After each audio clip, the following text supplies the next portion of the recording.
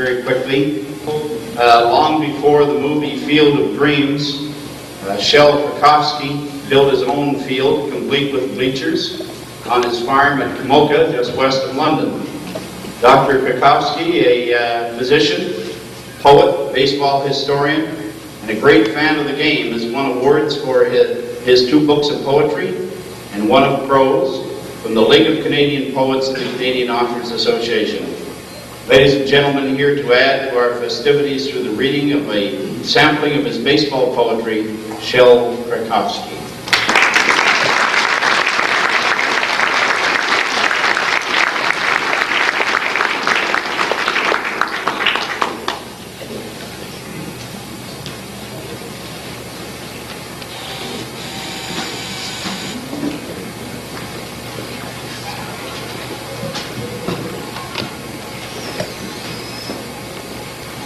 Honored inductees, ladies and gentlemen. Baseball is poetry by other means. I have written in the past that poetry is the most elegant distance between 2 lines. Today, I want to add that baseball is the most elegant game played between 2 lines. The game of baseball is a poem with at least 9 couplets. Sometimes they rhyme, sometimes they don't. It is that unpredictability, those skewed rhythms and symmetry that make poetry in baseball so compelling. Some 200 years ago, Samuel Taylor Coleridge said that poetry is the best words in their best order. Had he seen a professional baseball game, Coleridge might have proclaimed that it is about the best players in their best order. Like poetry, it is the pauses in baseball that lead to contemplation, to dreaming. It is what's going on between the lines, when nothing appears to be happening, both in baseball and poetry, that gives them both their unique charm, their mystical aura. Baseball is the only major team sport where the individual still counts. In baseball, the most civilized and purest of sports, it is not a projectile, a ball of assorted shapes, or a puck that scores.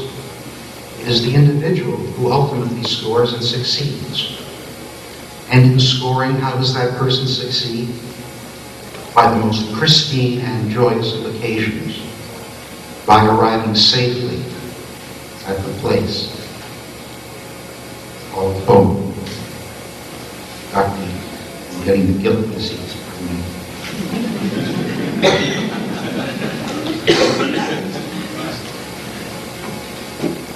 Like a poet with words, a gifted pitcher can make a ball dance. The great ones actually throw the ball straight. The magic is they can make everything else move.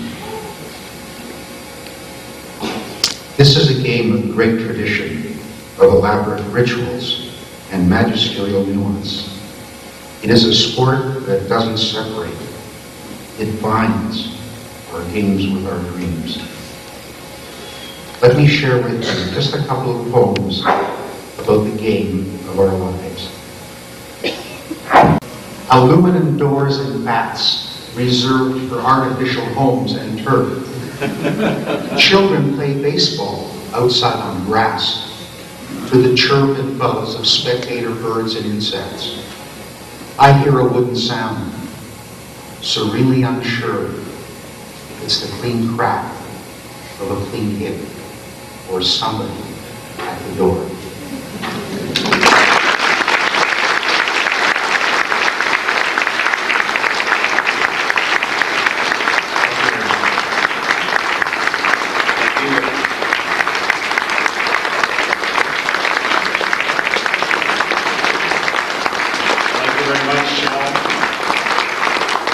Shel has a neighbor famous in Canadian baseball, one of the great players in the early half of the century, probably the greatest Canadian to play in that era, Mooney Gibson. Now, Mooney Gibson has been gone for a long time, but the graveyard's right beside Shel's farm, and there lies his tombstone. Mr. Gillick asked if he might come forward again and speak to you just for a moment. There's a... I think it's Valentine's Day. Sex and love, sex and love. Apropos of Rona's last comment, Yeah, I mystery? just want you to know I still find you mysterious. Okay, after all this time we've spent together, I still find you mysterious. Do you know who I am? It'll come to me. It's Hang on Paula. a sec. It's Paula, that's right. Do you know what, may I say, have I got a little time here? About Little. 30 seconds? Yeah. I spent the day in Komoka today. Yes. Komoka, Ontario, is just west of London, with an extraordinary family, Shel Krakofsky and his family. He is a poet, philosopher, I'm getting out of time here, aren't I? Yes. Poet, philosopher, But we'll very get to interesting see guy, this doctor. visit? One of his kids, Noah Krakofsky, is one of the most interesting guys I've ever met. He watches our show every night, so I want to say to him, Hi, Noah. Hi, and Noah. we'll see you tomorrow at 8. And there's Paula, who you talked about all day long. Hi, Noah.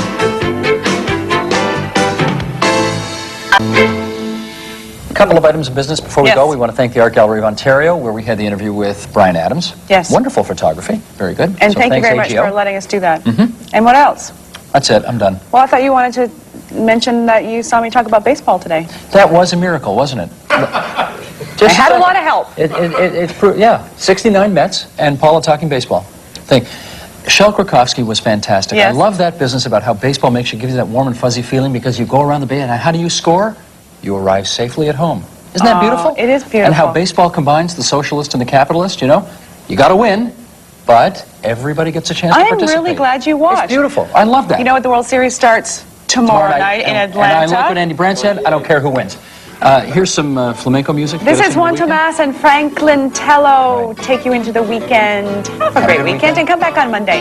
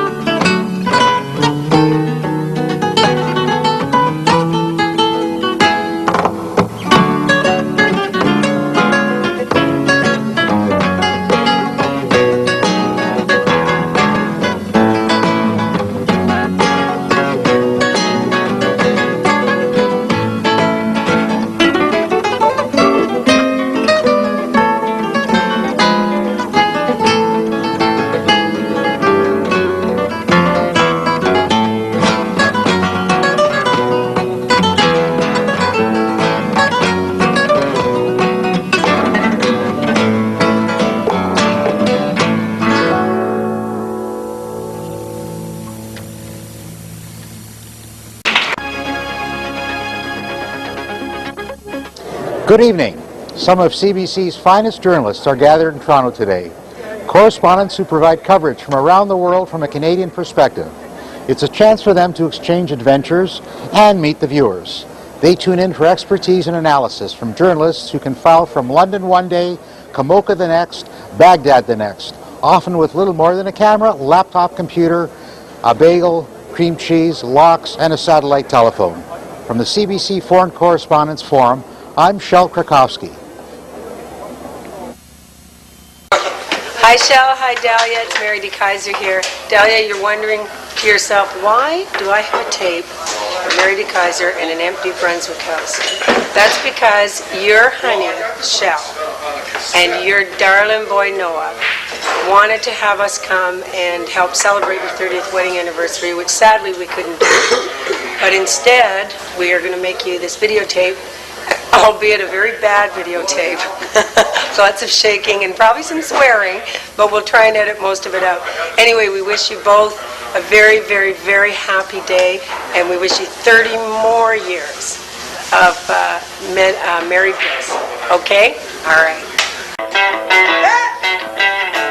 It's on for us, dear! You rock, girl! High cowboy boots, don't girls, checkered shirts. If you like, country girl. Yeah, but country girl. And on Saturday nights I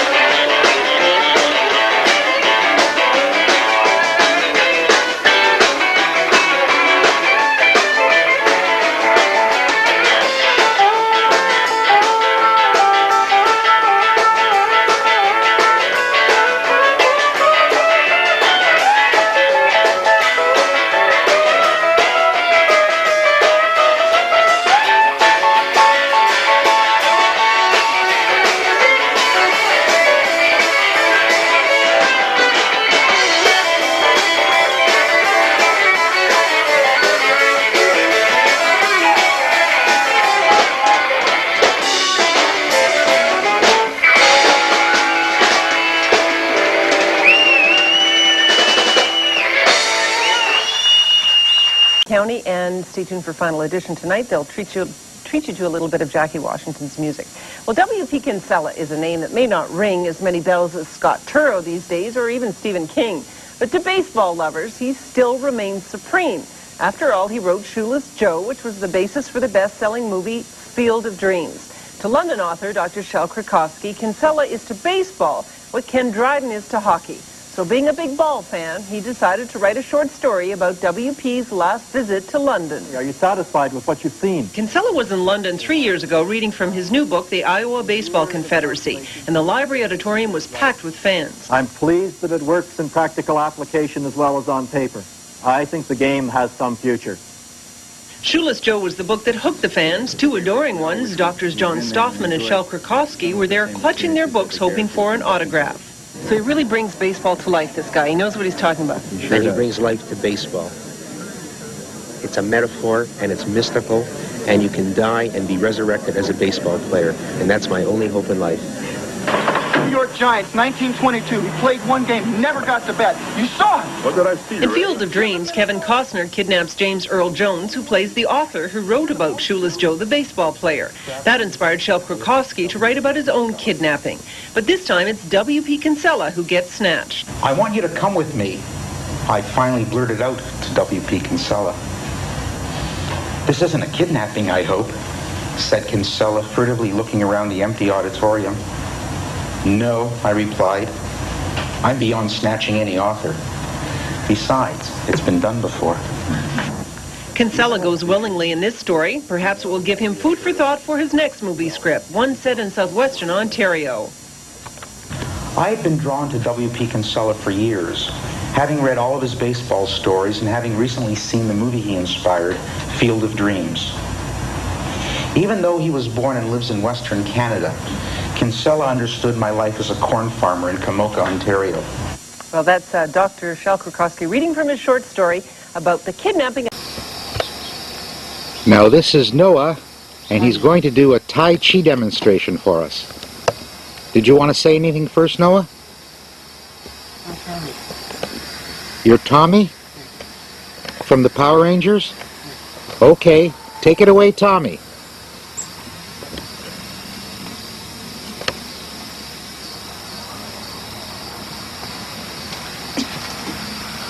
That looks scary.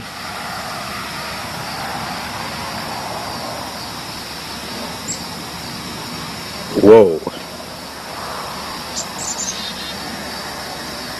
Keep going, Noah.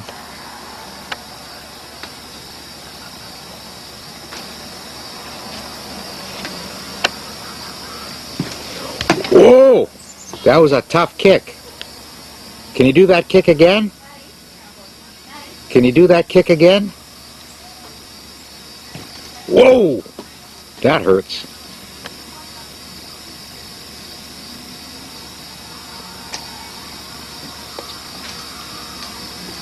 You are one tough dude, Noah. And what's your name in this Tai Chi demonstration? Tommy? Yeah, I'm a secret.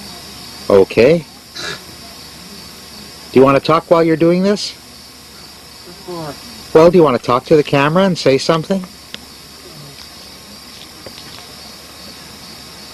Do you want to say hello to Paula? You're wearing a TVO hat.